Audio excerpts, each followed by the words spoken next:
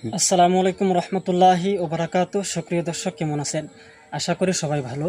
বন্ধুরা, আপনাদের জন্য আজকে আরেকটি হাদিস নিয়ে আসলাম।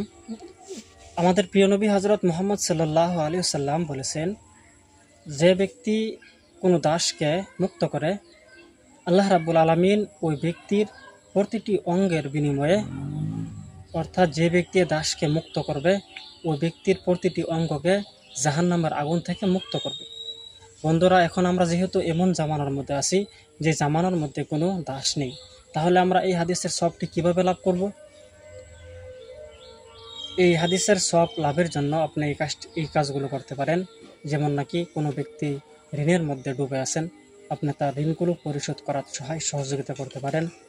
বাকি কোনো মানুষের জীবনকে অন্যায়ের হাত থেকে রক্ষা করতে পারেন। এরকমভাবে আপনি এই হাদিসটির সব লাভ করতে পারবেন। বন্ধুরা, ভিডিওটি ভালো লাগলে অবশ্যই আমার চ্যানেলটিকে সাবস্ক্রাইব করুন এবং ফেসবুকের মাধ্যমে দেখলে পেজটিকে ফলো করুন।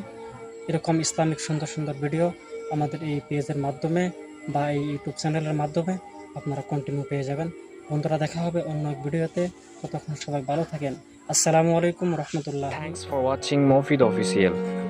Please subscribe our channel and press the bell icon.